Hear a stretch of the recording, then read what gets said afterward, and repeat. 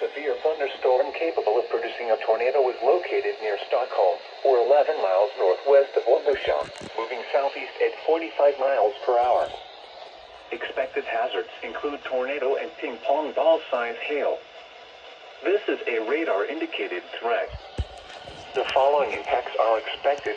Flying debris will be dangerous to those caught without shelter. Mobile homes will be damaged or destroyed.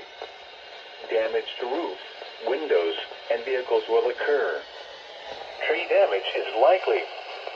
This tornadic thunderstorm will remain over mainly rural areas of southwestern Pipin County. Take cover now. Move to a basement or an interior room on the lowest floor of a sturdy building. Avoid windows. If you are outdoors, in a mobile home, or in a vehicle, move to the closest substantial shelter and protect yourself from flying debris. Repeating, a tornado warning has been issued until 7 p.m. for the following county: Wisconsin,